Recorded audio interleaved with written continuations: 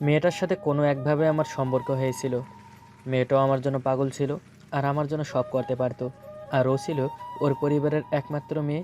মাঝে মাঝে বলতাম, অবশ্য মজা করেই বলতাম, আচ্ছা তোমাকে বিয়ে করলে তো সব সম্পত্তি তোমার আর আমার, তাই না? হ্যাঁ, অবশ্যই। মনে থাকে যেন। তুমি কি আমায় বিশ্বাস করো না? না না, করি করি, 100%। তো 10 থেকে 12 দিন পর বন্ধুরা মিলে পিকনিক করব। খুব মজা করলাম সারা রাত। মুরগির মাংস রান্না করছিল। আহ কি মজা, ভোলার মতো না। পরদিন সকালে ওর সাথে চ্যাট করছিলাম। এই যে বন্ধু বান্ধব পেয়ে তো ভুলেই গেছেন। না না, ভুলিনি। তো কি কি খাইলেন শুনি? মুরগির মাংস রান্না করেছিল। ওরে বাবা, ভালোই তো। এই এই, শোনো শোনো, তুমি না বলো আমি বড় হয়ে গোয়েন্দা হতে পারবো, আমার খুব বুদ্ধি। হ্যাঁ। আরে জানো, কাল রাতে কেউ সাহস করে না। পরে অনেক কষ্টে আমি নিজে বুদ্ধি করে এক বাড়ির খোপ থেকে 2টা মুরগি নিয়ে আসছি। উফ, কি মজা লাগছে। এই এই শোনো, মুরগির কালার কি, লাল না কালো? হ্যাঁ হ্যাঁ, লাল আর কালো রঙের মিশ্রণ। ওরে, তুমি আমাগোর মুরগি দুইটা চুরি করা পিকনিক করলা? ওটা তোমাদের বাড়ি ছিল? সত্যি বলছি, অন্ধকারে ভালোভাবে খেয়াল করিনি। Please please, sorry. কিসের সরি? তুমি আর আমাকে ফোন দিবা না, মনে থাকে যেন। সরি বাবুনি। চুপ করো। তুমি যে বলেছিলা সব সম্পত্তি আমাদের, তাহলে 2টা মুরগির জন্য তুমি ব্রেকআপ করতে চাচ্ছ? সি সি, তোমার কাছ থেকে এটা আশা করিনি। কলটা কেটে দিছে। এরপর থেকে কত কল দিলাম, আহার গেল না। মেসে থাকার সময় একটা মেয়ের সাথে রিলেশন হইলো আবার একদিন রাত্রে। হ্যালো জানু, কি করো? কিছু না, তুমি? আমিও। শোনো, আজ না আন্টি যাওয়ার সময় 1,000 টাকা দিয়ে গেছে। তোমাকে কালকে ট্রিট দিব, প্লিজ আসবা। হুম, তোমার টাকায় ট্রিট নিব? লজ্জা করছে। আরে লজ্জা পাওয়ার কি হলো, আমরাই তো। পরদিন সকালে বডি স্প্রে মাইরা, ফুল হাতা শার্ট পইরা, চুলগুলো খাড়া কইরা গেলাম রেস্টুরেন্টে। তো ইচ্ছা মতো খাইলাম। তাই একটা লুজ প্যান্ট পরে গেছিলাম। খাওয়ার পর ওনার ভাব। জানো, আমি তো পার্সেল বাড়িতে রাইখা এসে পড়ছি। এখন কি হবে? ধ্যাত, আমি যে কি না। অবশ্য তুমি না হয়ে অন্য কেউ হলে নিশ্চিত রাগ করতো। আর এজন্যই তো তুমি এত ভালো। তখন বল্টুর একটা জোকস মনে পড়ে গেল। আরে, আমি আছি না, চিন্তা করো না। Thank you. এই নাও 20 টাকা। এখান থেকে তোমার বাসায় যেতে 15 টাকা লাগবে, আর 5 টাকা তোমার। বাসায় গিয়া 5টা নিয়ে চলে এসো তাড়াতাড়ি। আমি ততক্ষণ আরও কিছু খাই। ছি, তোমার মন এত নিচু। এই, নিচু মন মানে কি হ্যাঁ? আর কখনো আমার সাথে কন্ট্যাক্ট করবি না, তোর সাথে ব্রেকআপ। এই বলে চলে গেল। আর ওর সাথে যোগাযোগ করতে পারিনি। যা হোক, সব ভুলে আবার একটা সিরিয়াস প্রেম করলাম। এবার কোনো ফাইজলামি না, যেভাবেই হোক ওকেই বিয়ে করব, আর ওর সাথে সংসার করব। আর মেয়েটাও ভালো, আমার মনের মতো। ভালোই চলছিল আমাদের রিলেশন। তো একদিন হঠাৎ করেই ওর সাথে যোগাযোগ বন্ধ। 3 দিন পর আমায় ফোন দিল। জানো, তোমার খুব কষ্ট হয়েছে তাই না? কোথায় হারাই গেছিলে তুমি? কোথাও না, আমি তো সব সময় তোমার মনের আশেপাশেই থাকি। তোমার কণ্ঠটা এমন শোনাচ্ছে কেন? আসলে জানো, আমার বাবা আমার বিয়ে ঠিক করেছে। আমি করব না, না করে দিছি। তুমি কি বলো? আসলে দেখো, মা বাবা তো সন্তানের ভালো চায়, তাই না? তোমার উচিত মা বাবার পছন্দের ছেলেকে বিয়ে করা। কি বলছো? মাথা ঠিক আছে তো? হ্যাঁ ঠিক আছে। ও, বুঝছি। তুমি আমাকে চাও না। চাই চাই। তাহলে এই কথা বললে কেন? আর ওটা আমার মনের কথা নয়। কি, কেন বিয়ে দিবে তোমায়? তুমি শুধু আমার টাকলা হালায় এমন করে কেন? এবার আর নিজেকে কন্ট্রোল করতে পারলাম না। আমার বাবাকে তুমি টাকলা বললা? রিলেশনে রাখবো না, আর ফোন দিবা না আমাকে। ফোনটা কেটে দিছে। কত ট্রাই করলাম, আর ওর দেখা পাইলাম না। আগের সব বাদ। অবশেষে এফবিতে একটা প্রেম করলাম। এবার আগের থেকেও 3 গুণ বেশি সিরিয়াস। মেয়েটাকে সারাক্ষণ কেয়ার করি, মেয়েটাও আমার কেয়ার করে। কিন্তু ও কখনো ওর ফোন নাম্বার দিত না। এরকম প্রায় 6 মাস যাওয়ার পর আমি ওর সাথে দেখা করার সিদ্ধান্ত নিলাম। অনেক বলার পর ও রাজি হইল। পার্কে আমরা দেখা করব। ও একটা নীল শাড়ি পরে আসছে, আমি নীল শার্ট পরে আসব। নিজেদের খোঁজ নিতে বেশি সমস্যা হলো না। নীল শাড়িতে ওকে পুরো নীল পরীদের মতো লাগছে। আসলে জানো, আমি ঠিক মতো কথা বলতে পারি না, তাই তোমাকে নাম্বার দেইনি। যদি আমাকে লেখে চলে যাও। আলে আলে বলে কি, আমিও তো ঠিকমতো কথা বলতে পারি না। তুমি প্লিজ চিন্তা করিও না, আমি কিচ্ছু বলবো না তোমায়। থ্যাঙ্কস। আমি জানতাম তুমি কিচ্ছু বলবা না, কারণ তুমি খুব ভালো। হি হি হি, কি যে বলো। আচ্ছা চলো কোথাও বসি। ওকে চলো। পরে দুজনে এক জায়গায় বসে অনেকক্ষণ কথা বললাম। এই তুমি কি খাবা? আইসক্রিম খাবা? কি বললা, আবার বলো তো। আইসক্রিম খাবা? প্লিজ খাও না একটা। ছি মিথ্যুক। আরে মিথ্যুকের কি হলো, আইসক্রিম কি খেতে পারো না? তোমার সাথে আর কথাই বলবো না। ও থলি থলি আইসক্রিম খাবা? তুমি আমায় মিথ্যা বলেছ। তোমার সাথে আর রিলেশনই লাগবো না। ব্রেকআপ। ভালো থেকো। এই বলেই ও চলে যাচ্ছিল। না, অনেক ভুল করেছে, আর না, এত ভালো একটা মেয়ে আমার লাইফে আছে, ওকে আর হারাতে দেব না। ওর সামনে গিয়ে কান ধরে বললাম, ভুল হয়ে গেছে, প্লিজ ক্ষমা করে দাও। আর মিথ্যা বলবা না তো? না না, বলবো না। ওকে, চলো আইসক্রিম খাই।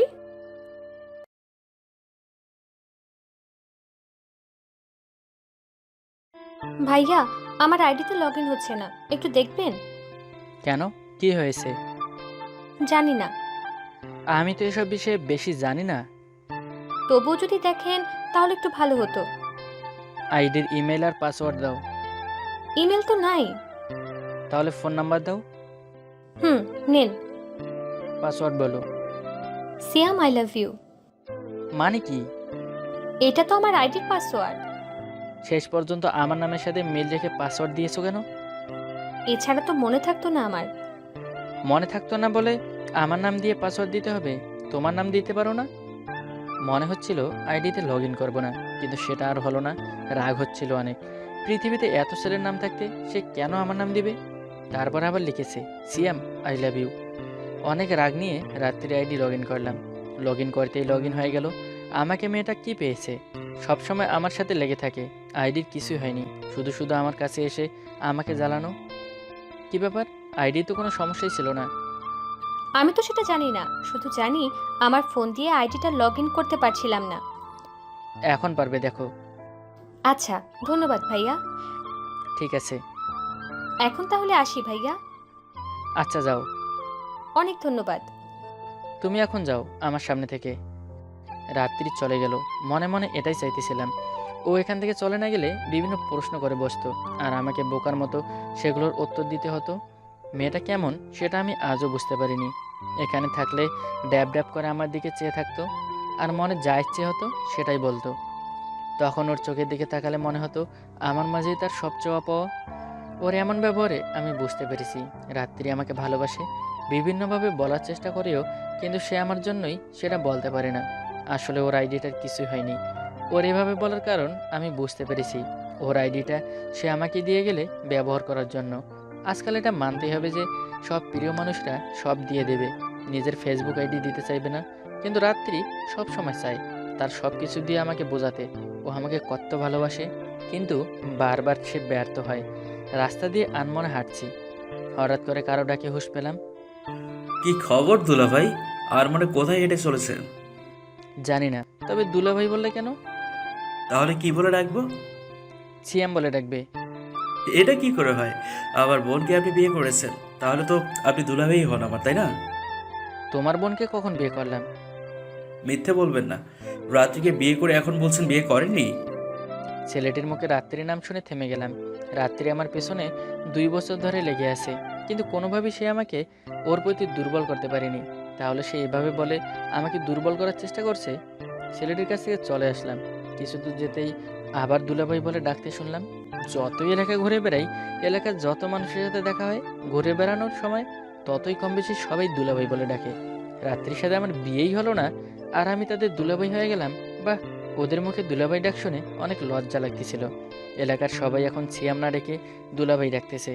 ওদের মুখে এমন কথা আর শুনতে চাইছিলাম না, কিন্তু তারা একদম অবুঝ হয়ে গেছে। সেই জন্যই দ্রুতই বাসা চলে আসি। ভাইয়া, তুই চুরি করে বিয়ে করেছিস কেন? চুরি করে বিয়ে করেছি মানে? নাকা করবি না তো, সত্যি করে বল, চুরি করে বিয়ে করলি কেন? সত্যি বলছি, আমি তো বিয়ে করিনি। মা, ভাইয়া এসেছে, আর এসেই দেখো মিথ্যে বলা শুরু করেছে। বোনের ডাকে মা রান্নাঘর থেকে বাইরে বেরিয়ে আসলো। কি রে সিয়াম, বিয়ে করবি আমাদেরকে বললেই হতো, এত নাটক করার কি দরকার ছিল? কি বলছো এসব তুমি মা? আমি তো বিয়ে করিনি, আর বিয়ে করলে তো তোমাদেরকে জানাবো। মিথ্যে বলার দরকার নাই, দুদিন পরে অনুষ্ঠান করে বৌমাকে ঘরে তুলে নিব। কিসের বৌমা আর কোন মেয়ে? রাত্রির সাথে তোর দুদিন আগে বিয়ে হয়নি? না না, কে বলেছে তোমাকে এসব? তোর বোন বলেছে। ওর সাথে সত্যি আমার বিয়ে হয়নি, একটু বোঝার চেষ্টা করো। কাউকেই কোনোভাবে বোঝাতে পারছি না। মা বোনকে আবারও ডাকলো। হ্যাঁ ভাইয়া, আমি বলেছি তুই রাত্রিকে বিয়ে করেছিস। এই দেখ, ভাবি ওর ফেসবুক আইডিতে পোস্ট দিয়েছে, ওর সাথে তো 2 দিন আগে বিয়ে হয়েছে, আর তোদের দুজনার ছবিও আছে।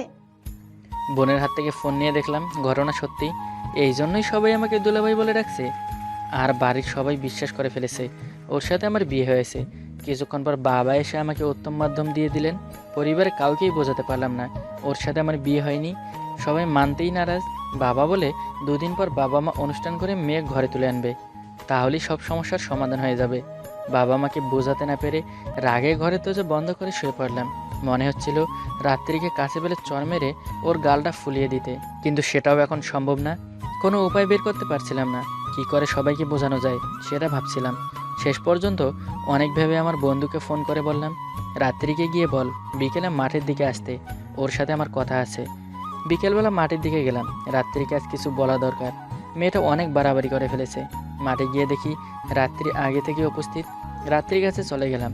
রাত্রির কাছে গিয়ে দাঁড়িয়ে রইলাম, কোনো কথা বললাম না। রাত্রি একবার আমার দিকে তাকালো শুধু, আর কোনো কথা বললো না রাত্রি।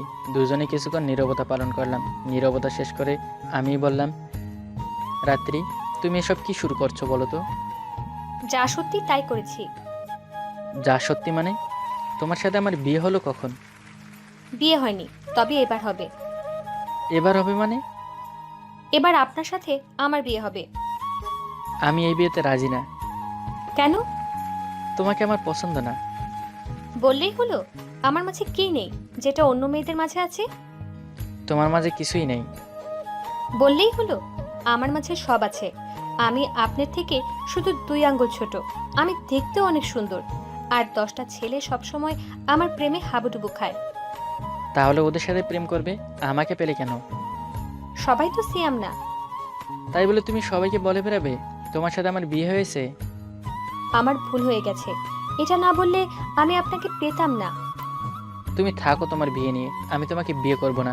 কথাটি বলে চলে আসছিলাম, পেছন থেকে রাত্রি আমার হাত চেপে ধরলো। আমি আপনাকে সত্যি ভালোবাসি, সেই জন্য এগুলো করেছি। আর আমাকে না ভালোবাসলে আমি সুইসাইড করব। রাত্রি মুখের দিকে তাকালাম।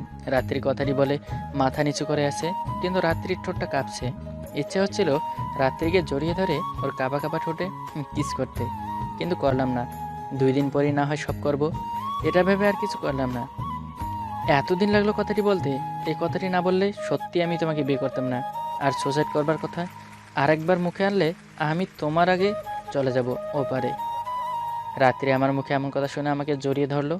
সত্যি আমি আর এমন কথা বলবো না কোনোদিন।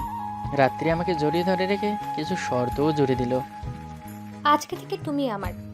আজকে থেকে তোমাকে আমি অন্য কারো হতে দেব না। আর তুমি অন্য মেয়েদের দিকে তাকাবে না। সব সময় আমাকে দেখবে। আমি তোমার সব, আমি তোমার শেষ। কথাটা যেন মনে থাকে। তুমি যখন বলছো তখন তো মনে থাকবেই, আর ভুলে গেলে তো তুমি তোমার ভালোবাসা দিয়ে মনে করিয়ে দেবে। ভুলে গেলে কিছুই পাবে না। বললেই হলো, তোমার সব কিছু এখন আমার। আমার যা ইচ্ছে আমি তাই করব এখন থেকে। যা দুষ্টু কোথাকার। রাত্রি আপনি থেকে তুমিতে নেমেছে, অনেক ভালো লাগছিল তখন। কেউ আমাকে এত ভালোবাসে, আর আমি তাকে না করে এতদিন দূরে রেখেছিলাম। এখন থেকে কেউ একজন সিয়ামের জীবনের দায়িত্ব নিয়ে নিল। দুজন দুজনের হাত ধরে বাড়ির দিকে হাঁটতে থাকলাম, আর মনে মনে ভাবতে থাকলাম 2 দিন পরেই পেয়ে যাব আমার রাত কাটানোর জন্য প্রিয় কোল